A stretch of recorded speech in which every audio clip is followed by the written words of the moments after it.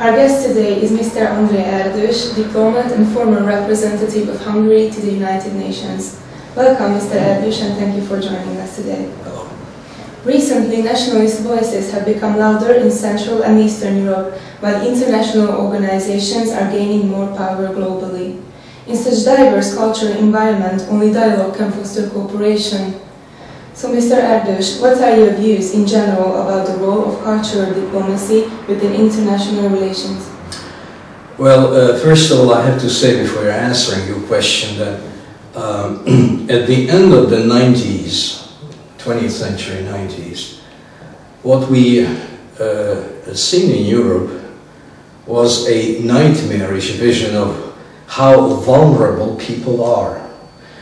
I mean here specifically the drama in the former Yugoslavia, where in the center of Europe, not in Rwanda, not in Cambodia or elsewhere, here in the center of Europe, people like you and me turned into Frankensteins and organized massacres and ethnic cleansing and genocide at such a wild scale, in such a wild-scale framework that struck everyone, and which led us to the conclusion that our European civilization, the roots of this civilization, are not as deep, as solid as we all thought. Because at any moment, phantoms from the past can reappear and can poison people's minds to the extent of killing, hundreds of thousands of people and sending them forcibly elsewhere. So we are vulnerable, and we have to keep an open eye on what's happening today in Europe. That brings me to your question, obviously, because it's linked to this question. We are still vulnerable. No one can sit back and relax and pretend that we have reached the ultimate destination of our traveling in Europe, and I'm not speaking about other parts of the world, which is even worse than that. So if you want to remedy the situation, clearly you have to start not only from above, but from the grassroots level. And there are examples in Europe which show that it is feasible to overcome these kind of very brutal heritages and things of the past, and you can change the situation. But for this, you have to have political will, relentless efforts, and create a vision of Europe which goes beyond the national borders. I stress this very much, especially in this country. You have to go beyond the borders. You don't have to think in terms of national states, because the European integration is an undertaking which has clear economic, social, and political visions. It is destined to create a Europe which speaks with one voice. And obviously, the people-to-people contact has a tremendous importance in this. Here comes into the picture cultural diplomacy, which obviously encompasses much more than simple culture, which means a concert, an opera, a performance or something. You have to go across the borders. And by the way, one of the aspects of the European integration is creating these cross-border cooperations, so that people know each other. They should abandon these kind of stereotypes they have. Another thing here is very important, because history always haunts us very much. And in this country, it's worth mentioning, obviously, that what happened after World War I in Hungary has caused such should I say, trauma in people's minds, that it's been transmitted from father to son, and to father to son, and it still lives today. And it is very easy to impact on ordinary people that we are victims, and then what happened, you know, almost 100 years ago is unfeasible, untenable, etc., etc. Everyone has his or her own grievances of the past. Think about Poland, which actually disappeared from the map. There was no such a state as Poland for some time. And obviously many others have suffered various occupations, invasions, territorial change. We're not the only one. Unfortunately, in this country, there are some who wish to make a political capital on emphasizing constantly, you know, the victimization of. Look at Serbia; it's the same thing over there. So we have to close this chapter, look into the future, and create these kind of ordinary people-to-people contacts to recognize the present reality. If we continue. And it's not only a case of Hungary, in some others, but here I should say it's sometimes really reaches dimensions that are more than counterproductive. They are actually damaging.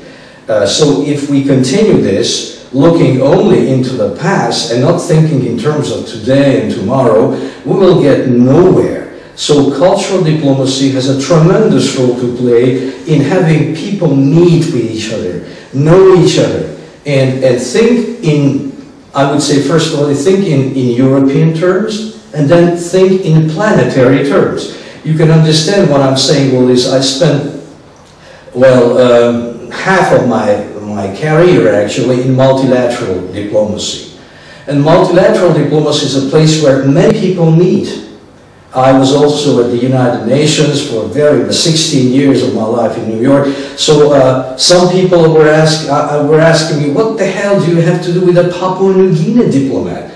Yes, I have to do something with him because we are all rowing in the same boat. We have the same problems wherever you look into the planet, because in this globalized world, if something happens to Kiribati, and I know that people on the street would never know what Kiribati is, they never heard about this Kiribati, which is an island state, which is a member state of the United Nations, has a vote in the General Assembly. So if something happens there, be it some kind of a nuclear accident or a climatic problem, sooner or later, all this will, sneak into Hungary. So we cannot pretend to be isolated from the other parts of the world, I should say. This is why I'm saying European terms and planetary terms. This is fundamental to meet the challenges of the 21st century. And as I say, diplomacy, multilateral diplomacy, which also has an aspect which is cultural, has a tremendous role to play. First of all, to introduce your country to the others, to let the other countries introduce themselves to you, and thus create a chemistry. And so that they would understand that there is Hungary, and I would also understand that there is, let's say, Portugal, or obviously Peru, or any other country in the world. This would create a basis upon which we can build a world of tomorrow, because let's face it, 20, 30, 40 years ago, the world was totally different. Even in terms of diplomacy, you have an idea of how, let's say, a diplomatic mission somewhere was keeping touch with its center. You had to call the operator of that city where you were working, ask him or her to call Budapest, give him or her the number of the telephone number, and then he would say or she would say, okay, hang down and then wait for a couple of minutes and we will call you back, and then you were able to talk by telephone with your center. Today, with the internet, with the emails, with the portable and mobile phones, it's simply incomparable the way you are, keeping touch with what happens not only in your, let's say, center. I would be able, and I was able, to chat with my colleague in Singapore. So the globalized world has tremendously changed our mentality. Now, in this world, such a mentality is how should I say, irreplaceable if you want to have your seat among in the community of nations and being heard. And that obviously that goes without saying with the condition that you also will be hearing the others and you will respect the others. And tolerance is absolutely fundamental. Knowing each other. In multilateral diplomacy, if you met someone and you had no idea where he was coming from or she was coming from, where is the country on the map you're talking about, what kind of history they had, what kind of culture, religion, then you are a blind person and you are not fit to face the present challenges of today. And culture is a tremendous tool in our hand to start a conversation with someone else and to create an ambience of confidence and exchange of information. These are definitely very new ideas, and as young people I think we couldn't agree with this more. So could you name some of the main tools of cultural diplomacy? Is this toolbox useful in general? Well, this toolbox is irreplaceable, is a condition for anyone who is working in the field of diplomacy, be it bilateral and multilateral. I say bilateral because today bilateral has ceased to be something that links only two countries together. Let's say, for instance, the Hungarian-French relations. This you might label this as bilateral, but don't forget, we both are members of the European Union. We both are members of NATO. In Paris. In Paris, there are a number of major international organizations. Hence, someone who works in Paris has to keep this in mind. It's no more only French-Hungarian relations. It's also things that happen in our integration circuits and elsewhere.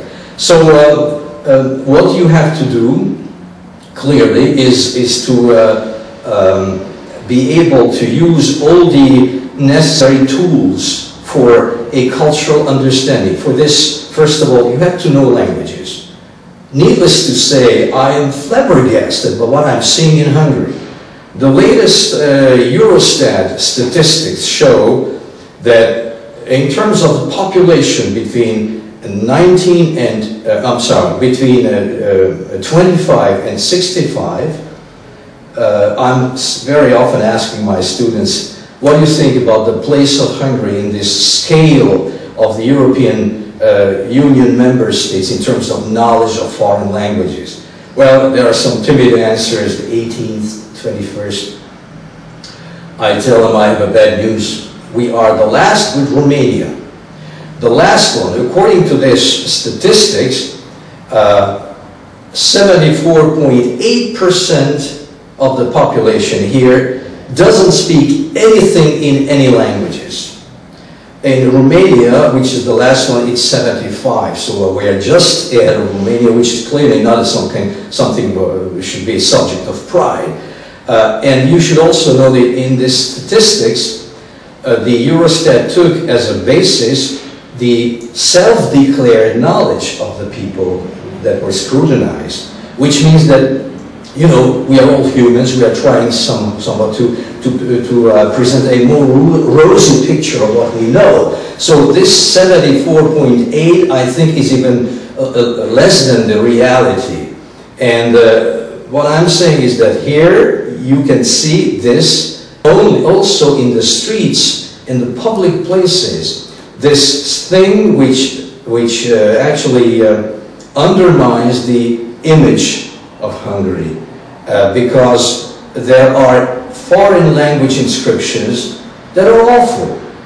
A lot of false mistakes, orthographic errors. I know that there are many people here in this country who speak foreign languages, but those who are responsible for putting up these public things, be it in the Kossuth Square, in the tramways, in the Millennium Metro subway line, or elsewhere in restaurants, they don't feel the necessity to ask someone who is knowledgeable to verify these inscriptions. Hence, the end of the day is that in the Rákosi period, in the early 50s, for such a thing, people were jailed for 3 years for sabotage and being the enemy of the people. Today you can do this without punishment. I just the other day happened to see a passport which was published, which was issued in 1977, so far away from here, a civilian passport where you had the Hungarian, the French, and the Russian inscriptions. It was in 3 languages. Why I'm saying this, that this didn't start yesterday, clearly. It started much earlier than that. Now, in this passport, and imagine the passport should be really verified and monitored and checked several times before you publish an official document for Hungarian citizens. I was checking the French inscriptions. Unbelievable. The mistakes are so primitive that I simply do not have any reasons to think about the sound mental state of the person who actually verified, if verified at all. Yugoslavia was written with a J instead of a Y. The French word following, which is suivant in French, it was in the suivant with an R instead of a V. And I could go on and on. It was unbelievable. Now, here in this country, we seemingly do not pay attention to a very important public relations exercise, I should say, because the tourists that come to this country, they are reading obviously not the Hungarian signs, but the foreign signs. And when they see this, an example, the Ferihegy airport, where most of these tourists come, you know, hundreds of thousands of tourists are coming. I saw for a long period of time before the passport control booth there, a double language inscription. There was, in Hungarian, there was csak utazóknak, and under it, only for passengers. This simple word, passenger, was wrongly written. And no one, it didn't strike the eyes of anyone who were just walking by those who are, you know, employees of the airport. Now it's disappeared, but it was there, and it made, obviously, it caused a lot of damage, or simply a dismissive, you know, smile of these Hungarians again. Well, we should avoid it. We don't need this. And as I say, in our globalized world, this is a fundamental prerequisite. If we carry some kind of a sign in foreign language, it should be verified, including in the Kossuth Square, where you have a huge sign in various languages for tourists that are waiting to enter the Parliament building and be guided across. It's a very nice building, clearly it's worth showing it to the tourists.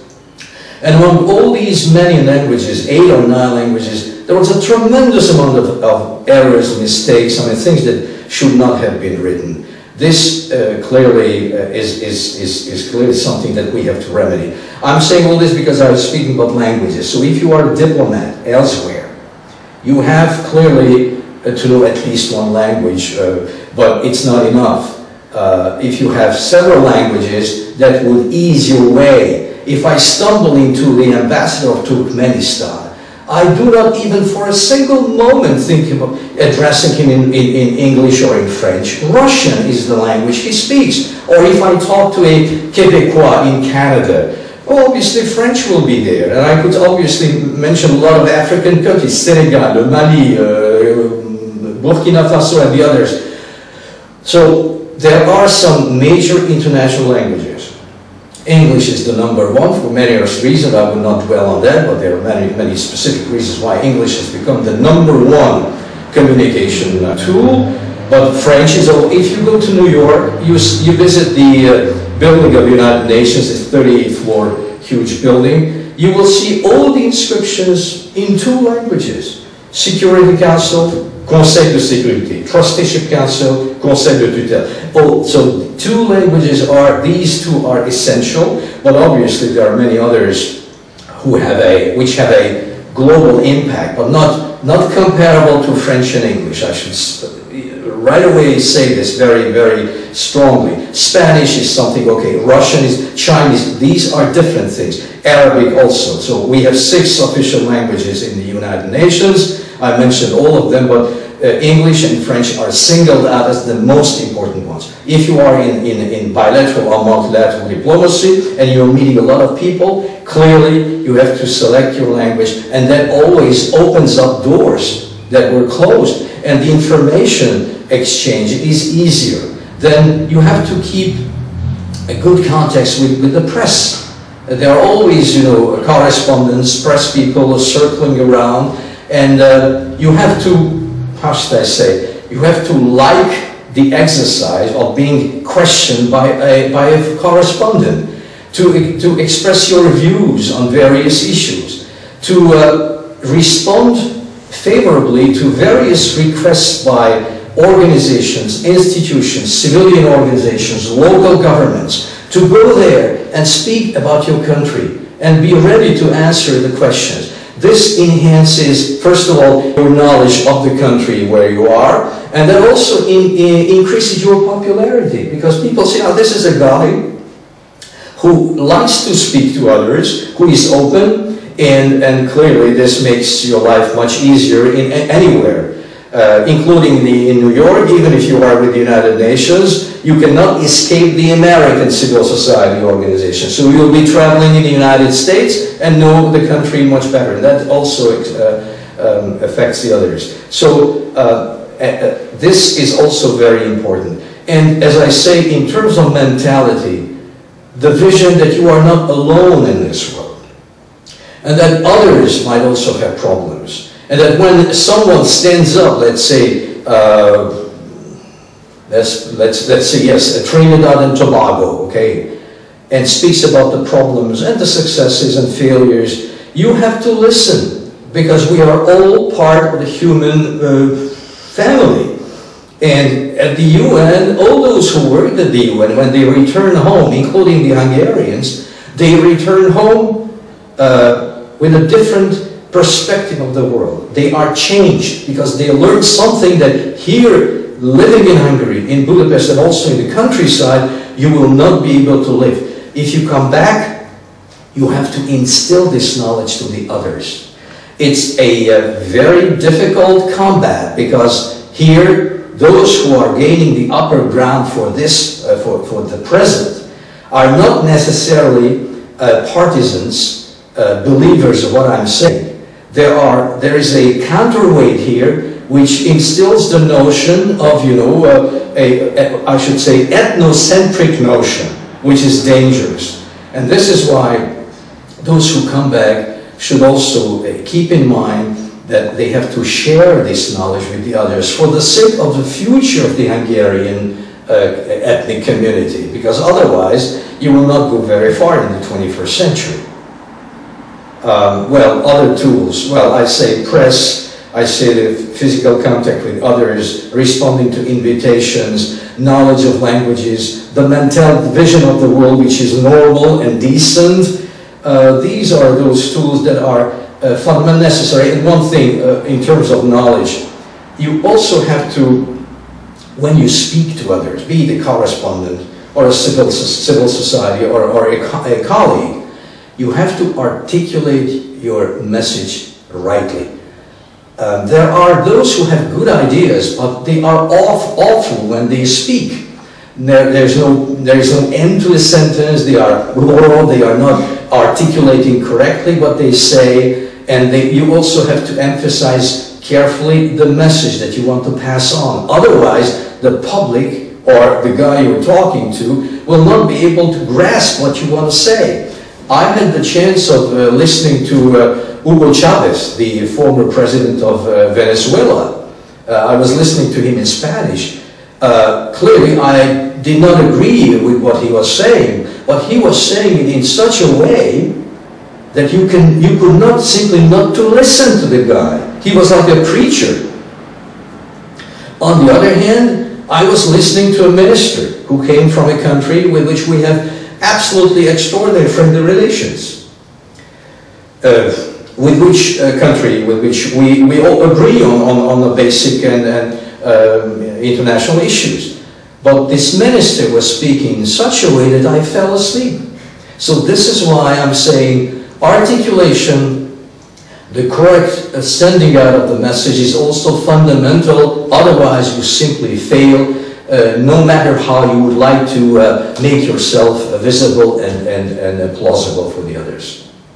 So how did the quality of intercultural relations change your time as a diplomat? What kind of milestones can you recall in the change of these relations? Well, I was already mentioning the quality, which is ensured if you keep in mind all these elements of diplomacy, of cultural diplomacy. If you keep this in mind, you certainly will have a quality which will be appreciated by the others. It's not that you are giving yourself a quality. You feel this from the others. You feel from invitations. You feel from invitations to visit certain places. You also feel it from invitations to attend dinners or luncheons or various cultural events, that people take note of your presence and they send out invitations because they think that your presence there would enhance, would somewhat, might make it more important, the event you are invited to. So all this is clearly a question of quality, and I will tell you that diplomats, it's a zoo in terms of diplomats that are different, like various animals. I'm not saying that diplomats are animals, but they behave differently. There are diplomats that are enjoyable, that are serene, that are ready to share with you their ideas, but they are diplomats, when you ask them about something, they are going to relate you the editorial of the very day of the largest newspaper of his country or her country. You're not interested in that. You're interested in his views. On the other hand, there are some others who take the courage of taking you into a corner and sharing with you his own view on certain things. Or for all this, obviously, you have to have a mindset. And here I come back to this zoo issue. Not everyone has this mindset, because we are all different. Sometimes it's genetic. You cannot simply change a person who was born, with a type of attitude that he's looking into your eyes and you don't know what he's thinking. Or he is relating, as I told you, the editorial of a paper.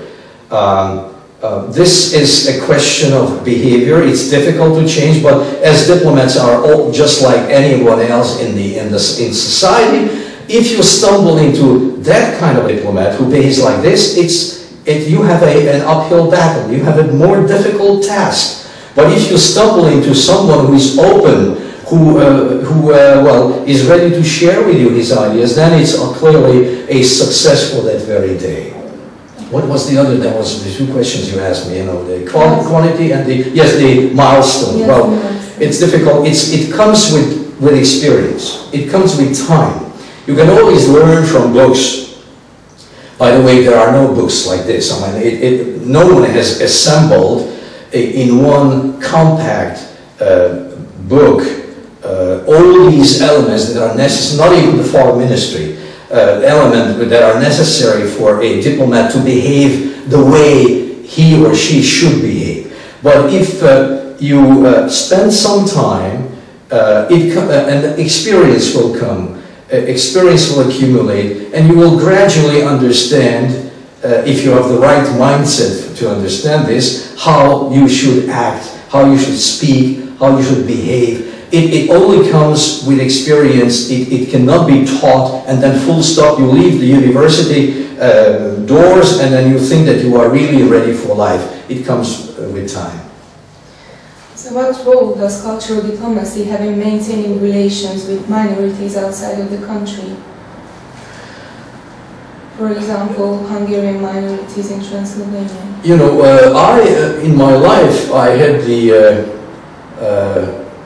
an episode of my life which clearly was very, very eventful, which was a multilateral job, and it was a period of time where here in Central Europe a lot of things were happening. I'm talking about the second half of the 80s. I was the head of the Hungarian delegation at the Vienna CSC meeting. For those who would not know it, it's a conference on Security and Cooperation in Europe, which today is called the Organization for Security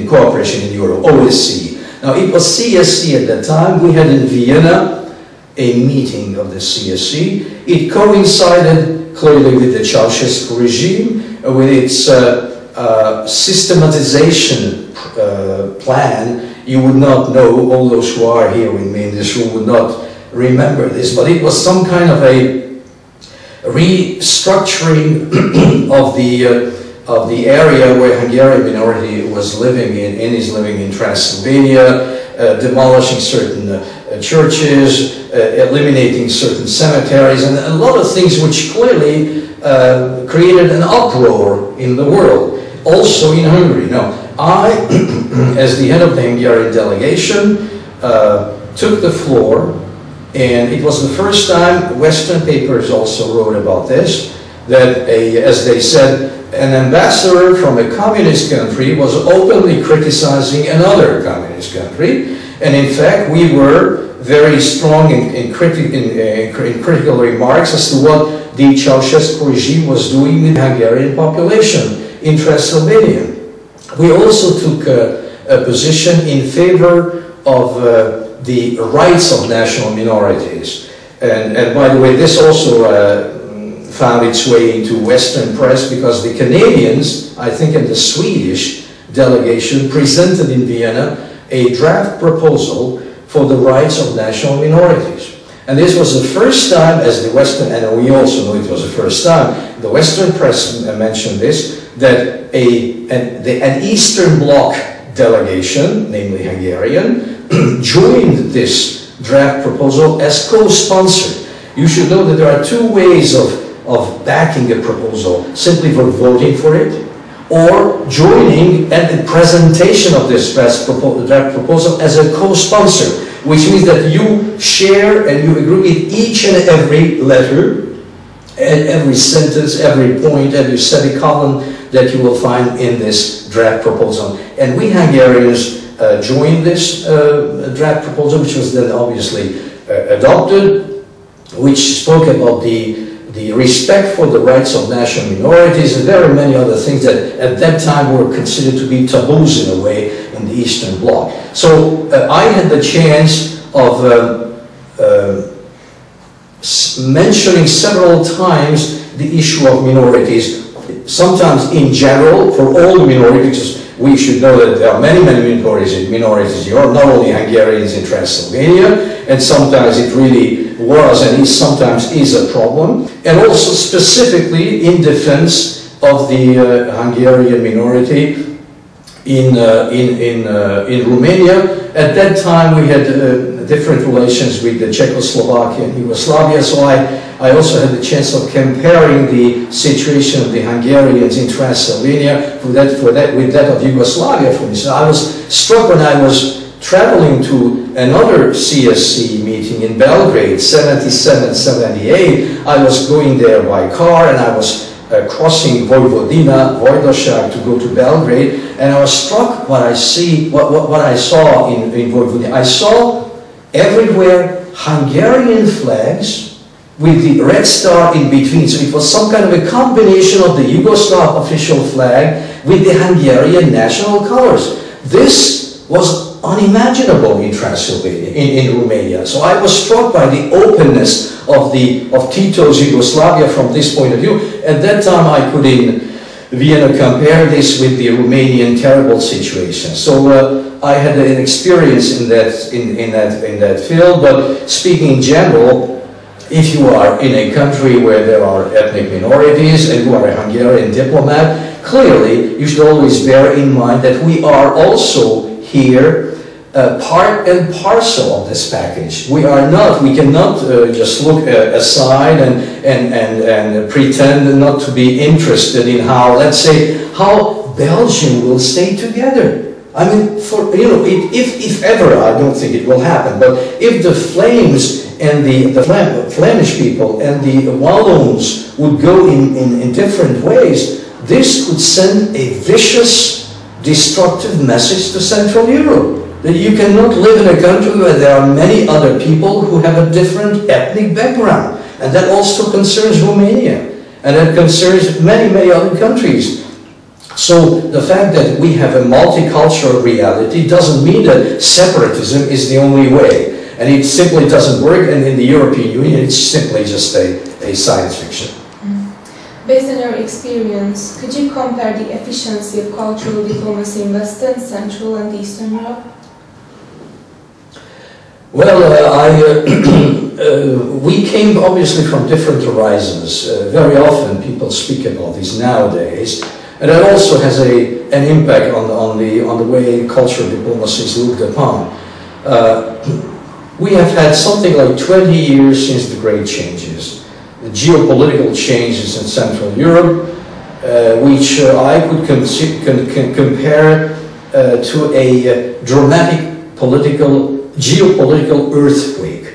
It changed fundamentally the landscape, not only of Central Europe, but of the whole world. The bipolar world disappeared, and instead we have a multipolar world which clearly acts and works and functions differently. Now, in this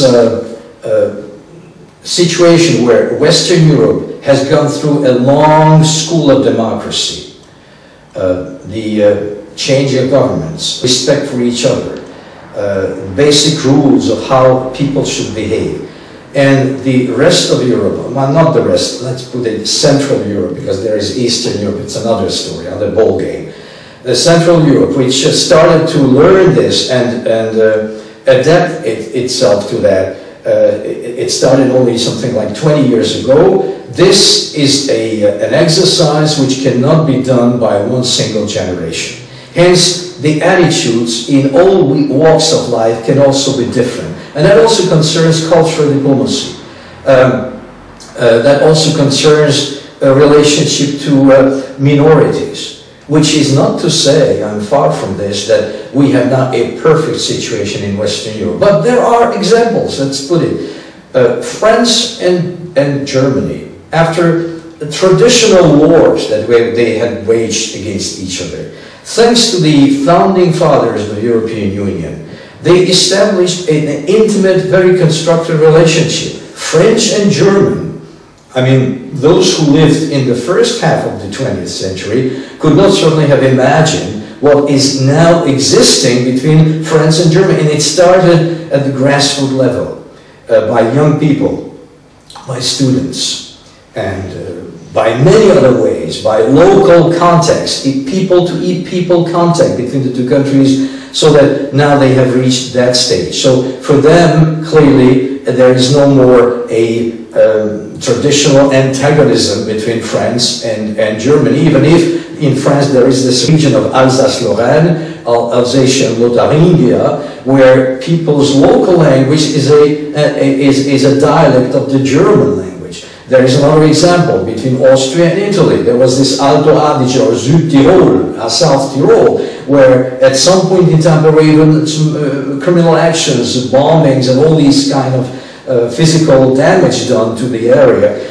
They have reached, through negotiations, a situation by which today you do not simply hear anything about Alto Adige or Südtirol. Even if in that region of Italy, the majority population speak a German language. They belong, formally to the Austrian Empire.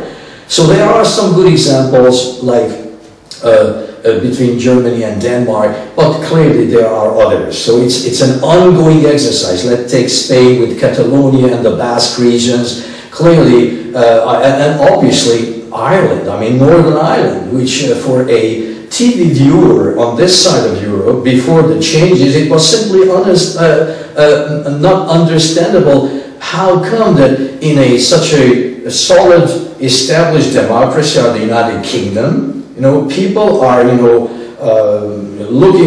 shooting at each other, and they are bombing and doing all kind of things because one side is Protestant, the other is Catholic. So this is why I say we are still vulnerable. We have to keep an open eye, and even if you are at the extreme western point of Europe, you can still find problems. Now, these problems are much more existent here in Central Europe because of this lack of experience, and because, let's face it, Central Europe was, during history, throughout the history, a very stormy, turbulent part of Europe. And you can still feel the impact of this even nowadays.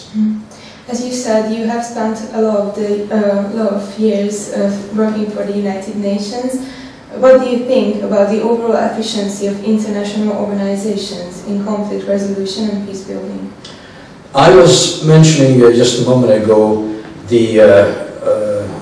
reality that you cannot expect the European Union to be a perfect organization and deal with everything in a way that people would wish to. It takes time, and it also takes time to establish those regulations, those frameworks when the European Union acts. The same applies to NATO, the same applies to the United Nations, the same applies to the OSCE. Let's face it, when the big changes occurred 23 years ago, 89, 90, all these multilateral organizations were taken quite by surprise to find themselves in a totally different environment. And they had to establish the rules, the patterns of behavior to adapt themselves to the present situation. The UN, the European Union existed for decades and worked in a bilateral framework, you know, the East and the West, the Soviets and the Americans, and suddenly all this disappears. I cannot stress enough to you, young people, how dramatic these changes were.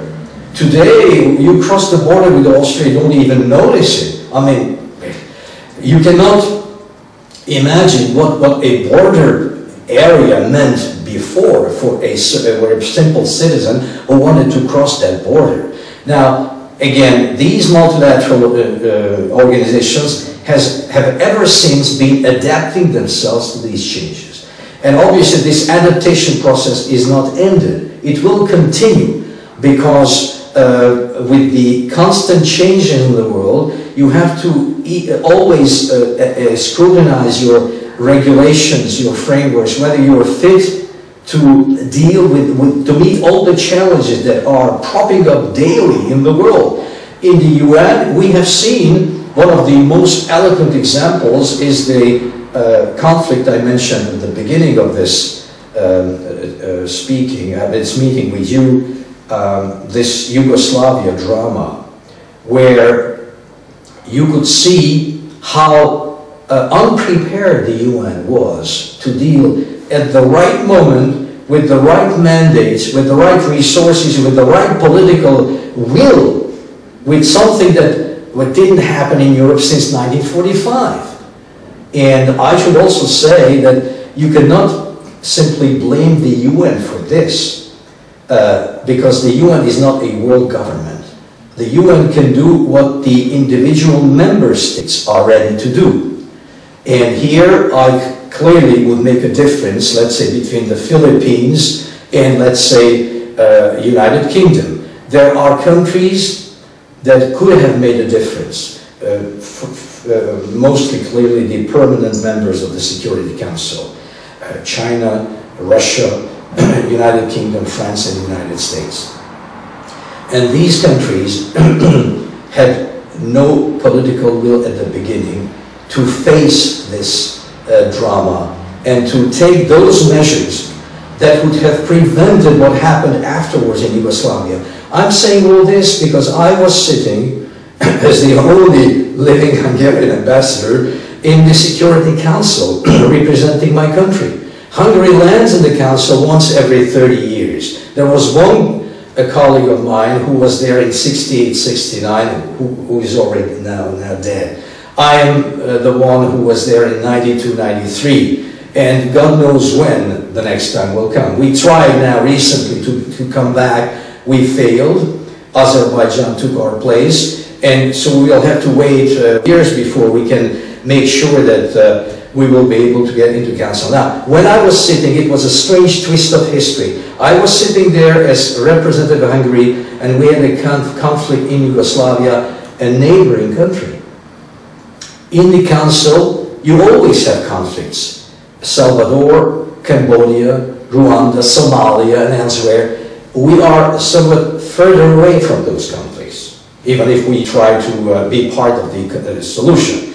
But when it came to Yugoslavia, we were the only one who were vitally interested and impacted and affected by this conflict. The others were looking at this from a distance. And in fact, how should I say, the change of the situation in the world undermined the readiness of those who could have made a difference to act immediately. We had to wait years and years before finally the United States, after being passive for several years, finally decided to jump into the ring, so to say, and bring us to this Dayton peace agreement, which stopped the bloodshed. It's not the best peace agreement, but at least it stopped the bloodshed. So we, European Union, failed miserably, and also the United Nations failed miserably in handling this issue for years and years. So if you want to be prepared to face unforeseen challenges, and I can tell you that you are going to live in the 21st century with full of unforeseen challenges. It's not going to be a sit back and relax and there's nothing more to do. This will be a very conflictual century, namely because the bipolar world has disappeared. You know, everyone can do whatever it wants, and it's quite a different ballgame. So we have to be prepared to these unforeseeable challenges. We have to check each and every time the framework within which we can act. And the European Union and the Lisbon Treaty, the last one that it adopted, already shows the signs of uneasiness, because there are certain things that we ought to do and there are no legal frameworks to do that. Could you tell us about the current role of international organizations from the aspect of cultural diplomacy and resolving conflicts? Well, we have covered most of these subjects already, but the international organizations, first of all, there are some international organizations that are focusing on culture. UNESCO is the most logical organization to refer to, the United Nations Organization for Science and Culture, etc., cultural cooperation. This is an organization which covers the whole world. Now we have 193 members in the United Nations, the last one being South Sudan, which recently joined last year the members of the UN. So UNESCO is a worldwide organization which is destined to watch over what's happening in the world in terms of cultural heritage, in terms of relationship between countries in culture, and there are a lot of things to do. Let's just show you, let's just mention what happened in Mali, in the north of Mali, when a certain fundamentalist Al-Qaeda terrorists started to destroy ancient monuments. What happened in Afghanistan when the Taliban were there and they were bombing and destroying old Buddha statues, because according to their vision, you must not represent anyone with a figure, with a face. So UNESCO tries to protect this. There are certain protected sites of UNESCO in each and every country. We also in Hungary have a number of protected sites of UNESCO. So this is, how should I say, the #1 organization. But if you take other organizations which do not have one specific aspect, that is cultural, well, they are covering both, political, social, etc., other aspects. There too, when people meet, be it summit meetings, because at the UN we have regular meetings of #1s, so to say, be they kings or presidents or prime ministers or foreign ministers, or when ordinary ambassadors are meeting, or even, staff members, diplomats are meeting, culture very often comes up. When I mentioned earlier to you what makes your quality brighter is the many invitations you are receiving from another country in a given city, and these invitations are most cultural ones, representations, cultural representations, opera, concerts, or even solo events. I would mention here in New York we had there is a university in New York, the UK University in upstate New York, which created a fantastic ensemble of which represents folklore the folklore of Central Europe. Very many of the members of this ensemble are originally from Central Europe. They are Poles, Hungarians, Romanians, etc. Now these people, when I was there, came regularly to New York and made representations which were fantastic, because, let's put it in parentheses, the folkloric music of Central Eastern Europe is much more interesting than that of Western Europe.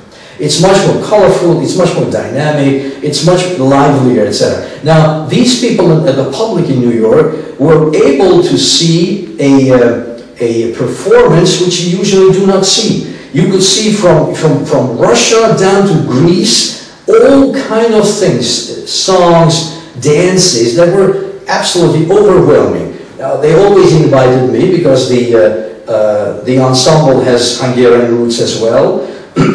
And I always made introductory remarks. So this was some kind of a cultural diplomacy which I felt very, very important to explain what Central Europe is to the Americans, and especially that all this was happening when Yugoslavia was in flames. And I could pinpoint very easily that on the scene you will see Serbs, Bosniaks, Croats dancing together.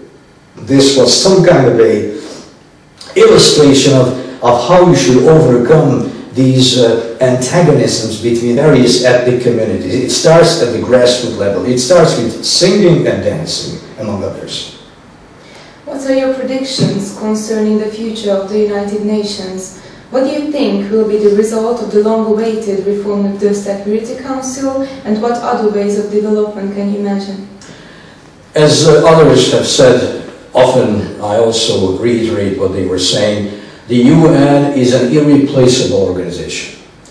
It came at the end of the Second World War as some kind of a continuation of the League of Nations, which existed, which was created after World War I, but it actually was destroyed and disappeared during the Second World War years. So in 1945 we saw the United Nations created, and it was destined, and it is destined, to create a human and a prosperous world for all of us. Now, I'm not saying that everything went all right, because clearly this period since 1945 was rich. It's an understatement. It was rich, full of events, dramatic events, and some happy events as well. But the UN has a long-term aim, a long-term objective of having all of us together on an equal footing, because you should see that in the General Assembly, when all these delegations are seated, we all are there on the basis of the principle of sovereign equality. Everyone has one vote. Just imagine, Canada has one vote, and the Seychelles also has one vote. So it's a very democratic structure, and it creates, it's a good English word which is impossible to translate, it creates an ownership. Everyone feels that the UN is his or her own. Now, this UN clearly has a long time to run. I wish that several future generations will always continue to deal with the United Nations, because you cannot invent anything else. There are many other regional organizations, clearly, that exist side by side with the UN, but the UN is the only genuine multilateral organization. Clearly, the European Union, NATO are all multilateral, but they always come from some kind of a common cultural sphere, common regional sphere. Let's put the African Union also. They are African countries. They are bound by very many common problems. So the UN is where everyone is. Now, the most important challenge today before the UN is that the fact that it was created in 1945. It reflected, the way it was created, the situation that emerged after the end of World War II, when Nazi Germany was defeated, when their allies were also defeated, and when the Security Council was created, a very unique body, which is unique. Why? Because when decisions are made, resolutions are adopted in the Security Council, they are legally binding on everyone who lives on Earth. No one else can say that. Not even the General Assembly, because in the General Assembly, when we vote and adopt a resolution, it has the force of a recommendation. but the only place in the world and in the UN where once something, a substantive issue is decided and it's legal, it's the Security Council. And in the Security Council today, we have 5 permanents, I mentioned them, we have 10 non-permanents. It started out in 45 with 5 permanents and 6 non-permanents. Remember, we started the UN with something like 41 member states. Now we have 193. Just imagine what happened in between. In between happened decolonization. In between happened the birth of new states. If you take the Central European area, it's very interesting. We had 3 federal structures in this region. All 3 have disappeared as a result of these big changes that happened 23 years ago. Soviet Union went into 15 different independent states. Czechoslovakia into 2 different states. Yugoslavia into 6 different states. So let alone the decolonization in Africa and Asia, etc. Now the problem is that now we have 5 permanents, 10 non-permanents, so they increase from 6 to 10. And the problem is that we all feel that this does not reflect the present state of affairs of the world. Especially in the last decades, we saw another phenomenon which gave another boost to this inspiration of doing something with the United Nations to adapt itself to the present situation. And this is the so-called emerging countries. Countries that before were really not playing major roles. But today, if you look at the map and you will see Brazil, Turkey, India, Japan and many other countries, Indonesia, they are playing a more important role. First, because of the economic performance of these countries, because of the geographic location, the demography of these countries, they all are important. So something should be done about this. Now, the most delicate issue is how to change the composition of the Security Council. We have now 5 permanents, but a lot of other countries are knocking on the doors. They also want to become permanent members. By the way, there are some which officially already declared their willingness to become permanent members. Among them are the first one were Germany and Japan, by the way, and then others joined. Now we have several countries. Africa also will certainly have to give 1 permanent member, but because of the divergences in Africa, they have not yet been able to decide which country or which countries, because they are requesting 2 permanent seats. Let's see what happens in the afterwards. Will it be Egypt or Nigeria or South Africa? It's still an open question. But we already have a long line of people waiting to become members, permanent members. We have created the UN a working group, and now it has become a working group of the General Assembly on the reform of the Security Council. This is a very difficult thing, because remember, the Security Council permanent members have veto rights. The question is, among many others, should the new ones have also veto rights? Should the new ones have this veto right away after they were voted into the Security Council as permanent members?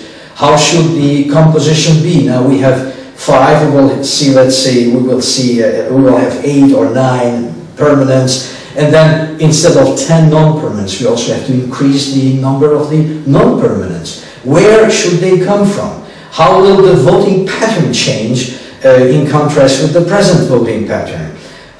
We have a lot of questions, and also another one, which is very delicate. Think about a Pakistani if he or she suddenly wakes up one beautiful day in his bed and sees that India has become a permanent member. Knowing the Indian-Pakistani extremely complicated relationship. 2, by the way, nuclear powers. Not members of the NPT treaty, which worsens even further the situation.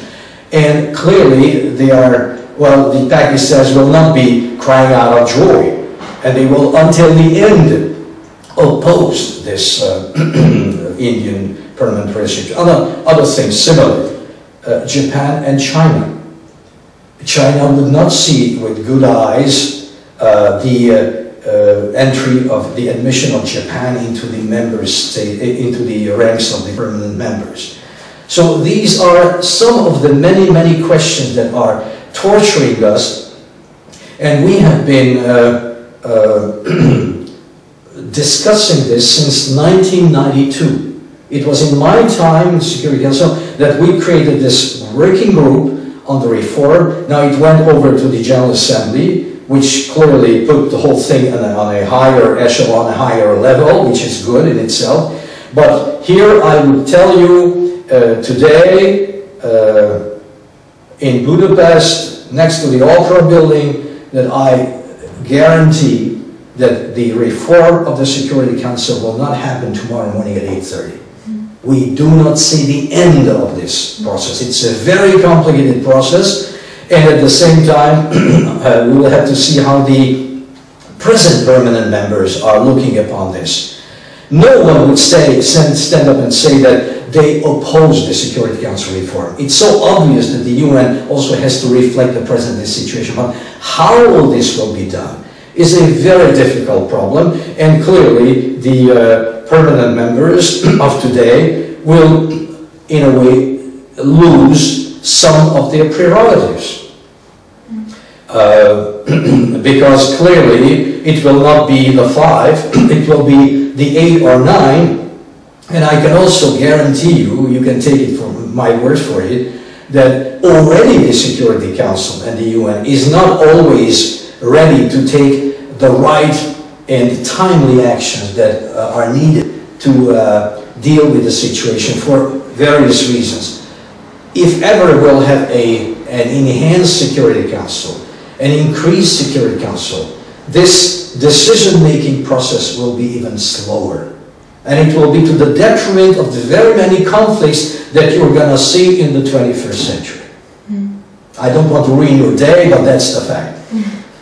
Getting back to Europe, how do you see the future of cultural diplomacy in Central and Eastern Europe? Well, in Central Eastern Europe, first of all,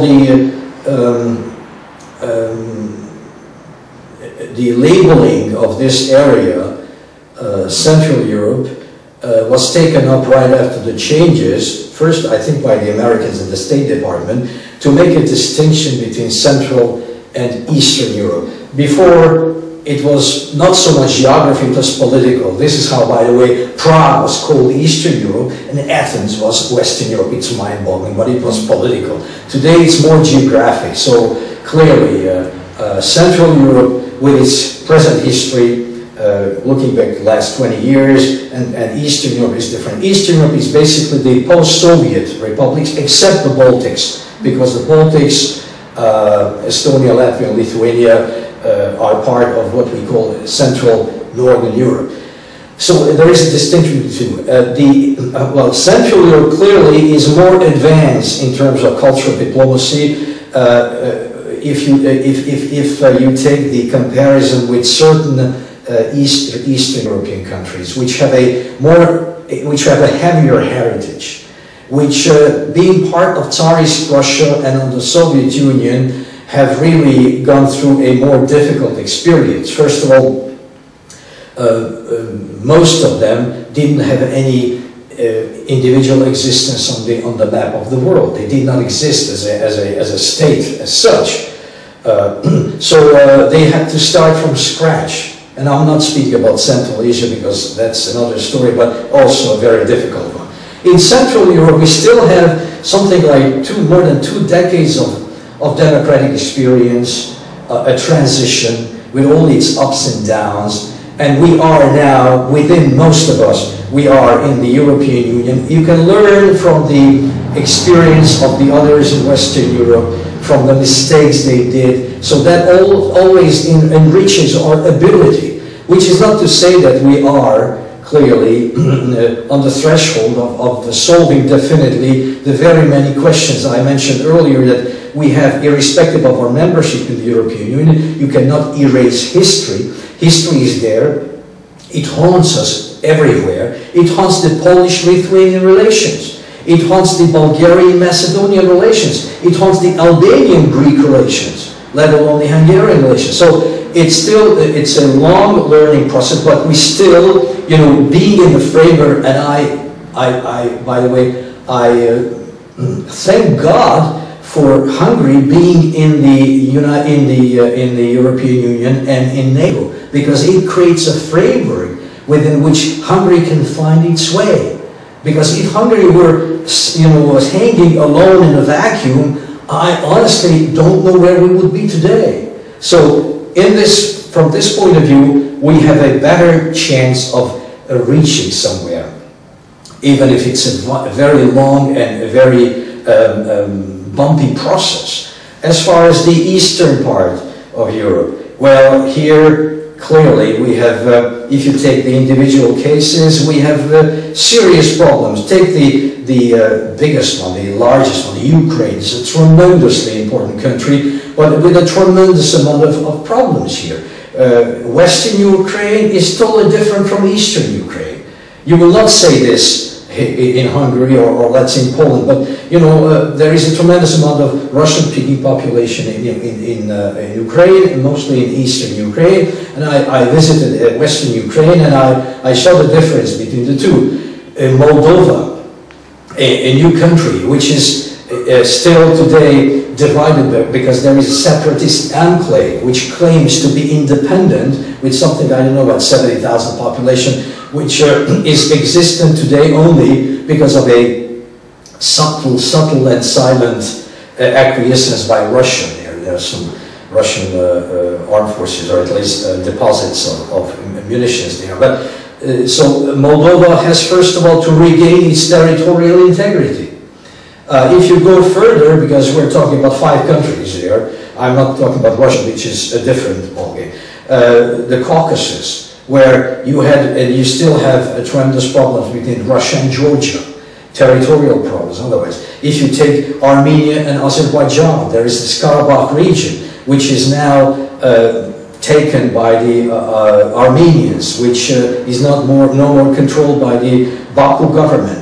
This also is a fundamental political and legal issue.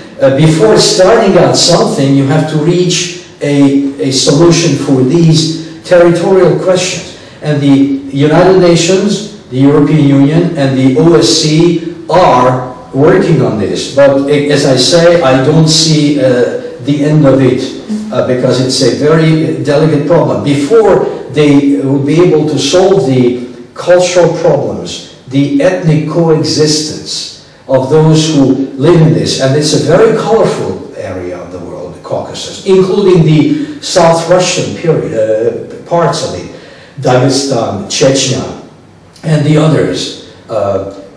Before you have to solve these basic issues, which have to do with territorial integrity, with political independence, etc. So they are further away from the final destination. From this point of view, we will be able to orient ourselves in the right direction, not avoiding the many problems that still are before us, but at least Central Europe and Eastern Europe from this point of view are somewhat different. We have come to our last question. What are your views about the present and the future of cultural relations in Hungary, apart from what you mentioned? What changes are necessary? When you talk about Hungary within Hungary and cultural relations within Hungary, clearly I have to go back to these old phantoms that suddenly reappear and start to instill to people notions that were somewhere still there, covered by dust, but they are so easy to be reopened. So when you talk about cultural things, clearly I would say tolerance towards all those who are different in a way, in some way or simply in another way. Be it, you know, gay people, be it obviously the Roma population, be it others who have different confessions, religions, Romanians living in Hungary, or Jewish population in Hungary. So we also have our own basket full of obligations and full of things to do. For this to happen, you have to, I'm saying my own views, but many would agree with this, you clearly have to isolate those who are prone on poisoning people's minds with things that are so attractive, that seem so cheap, so easy, so Hungarian in big characters, that ordinary people, and we saw it in the first half of the last century, even today we see it in Hungary, ordinary people can easily be intoxicated by these things, that only those are good and all the others are bad. This is a venomous message to Hungarians, and I'm very sad to see the spread of this attitude in Hungary.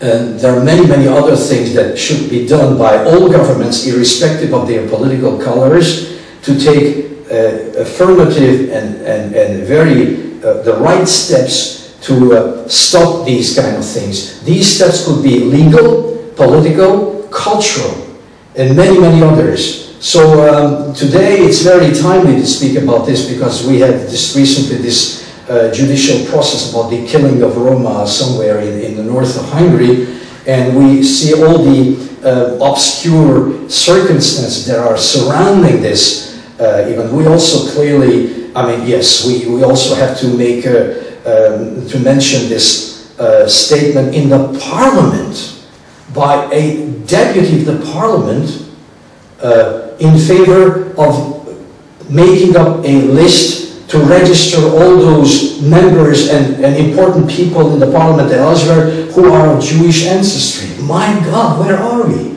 Now this is what I call the obligations of cultural diplomacy, which should eliminate all these things from the earth, and including from Hungary. And I'm very sad to see that today the trend is going in the wrong direction. It's a sad statement, but that unfortunately is very, very, very true. And this is coupled clearly with the rise of Euroscepticism, which presents the European Union as some kind of an alien body, which is really trying to do harm for us, etc. Well, I'm not going into this because it's so ridiculous. But the ordinary people who are not following the news, who are not familiar with what is happening in the European Union, can easily fall into these traps. And when you fall into such a trap, it's so easy to fall into it, but to get out of it, it's more difficult. So I foresee for Hungary, irrespective, as I say, of the political color of those who govern the country, a difficult road ahead, a road which is difficult economically, politically, legally too, and psychologically. I would stress here the word psychologically. Mr. Erdős, thank you very much for your answers. We wish you further successful years. Thank you very much.